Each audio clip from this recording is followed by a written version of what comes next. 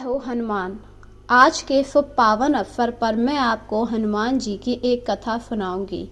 आज के दिन आप अगर पूजा पाठ करके हनुमान जी की कथा सुनते हैं तो आपकी सभी मनोकामनाएं पूरी हो जाती हैं, क्योंकि आज का दिन हनुमान जी को समर्पित है।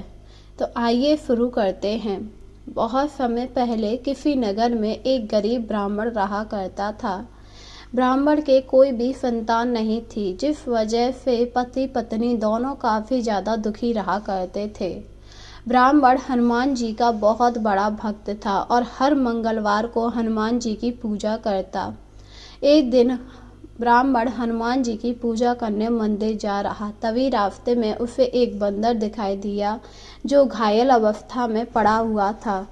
बंदर को देखकर ब्राह्मण को उस पर दया आ गई और वह उसे घर ले आया। घर लाने के बाद ब्राह्मण ने अपनी पत्नी से कहा, सुनो देवी, ये बंदर घायल है, इसका उपचार कर दो। ठीक है स्वामी, पर आप मंदिर नहीं गए? नहीं नहीं, अभी तो नहीं गया हूँ, अभी चला जाऊँगा, पहले इस बंदर का उपचार करा दो। इसके बाद ब्राह्मणी ने बंदर का उपचार किया, जिससे बंदर को राहत मिली, जिसे देखकर ब्राह्मण काफ़ी खुश हुआ और फिर वह मंदिर चला गया। उसी रात ब्राह्मणी गर्भवती हो गई, पर यह बात दोनों दंपतियों को पता नहीं थी।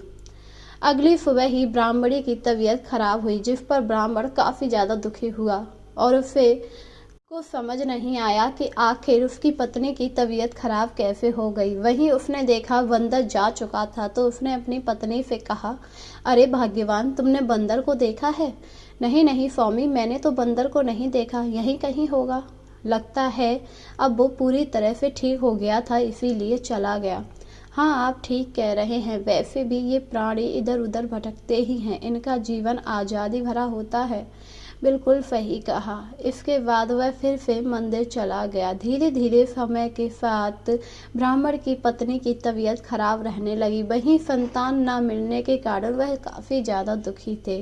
तभी मंदिर के पुजारी ने ब्राह्मण से कहा कि तुम्हें हर मंगलवार को पूजा करके हनुमान जी की कथा सुननी चाहिए, जिससे तुम्हें संतान की प्राप्ति होगी। यह सुनकर ब्राह्मण काफ़ी ज़्यादा खुश हो गया, पर तभी उसे पुजारी ने ये भी बताया कि अगर वो हनुमान जी के मंदिर की 101 परिक्रमा करेगा तो उसकी सभी मनोकामनाएं पूरी हो जाएंगी। इसके बाद ब्राह्मण अपनी पत्नी के साथ आया और मंदिर की परिक्रमा करनी शुरू कर दी, क्योंकि उन्हें संतान चाहिए थी। संतान न होने की वजह से सभी लोग उन्हें धुकतारा करते थे। ब्राह्मणी ने अभी 50 परिक्रमा ही पूरी कर पाई थी, तभी अचानक उसके तेज दर्द होने लगा, जिसे देखकर उसने तुरंत उसे वैद्य से दिखाया। वैद्य ने जब ब्राह्मण की पत्नी को देखा तो कहा, खुशखबरी है, आपकी पत्नी गर्भ से है। यह सुनकर ब्राह्मण काफ़ी ज़्यादा खुश हुआ। उसने सोचा कि ये सब परिक्रमा करने से हो रहा है। इस पर वैद्य ने कहा, आपकी पत्नी को लगभग 1 महीना गर्भ ठहरे हो गया है। क्या 1 महीना? पर परिक्रमा तो मैंने आज की है, लगता है आप लोगों को पता नहीं था।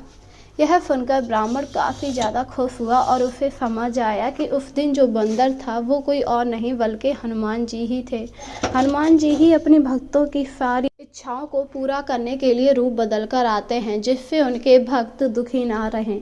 इसके बाद ब्राह्मण और उसकी पत्नी दोनों हनुमान जी के मंदिर गए और उन्होंने माथा टेका। लगभग 9 महीने बीत जाने के बाद उनके यहाँ एक सुंदर बच्चे का जन्म हुआ, जिनका नाम उन्होंने हनुमान रखा। और अब वह अपने पुत्र को बहुत ज़्यादा प्यार करते थे और उसे भी उन्होंने हनुमान भक्ति का ज्ञान दिया, क्योंकि उन्हें पता था अगर हनुमान जी उनके साथ हैं तो उनका कोई भी बुरा नहीं कर सकता है। इसीलिए भक्तों, अगर आप हनुमान जी की पूजा करते हैं तो इससे आपके पास कोई भी पूरी शक्ति भटक नहीं सकती है, आपकी सभी मनोकामनाएं पूरी होती हैं। इसीलिए हर मंगलवार को नहाकर आपको हनुमान जी के मंदिर जाना चाहिए, उनकी पूजा पाठ करनी चाहिए।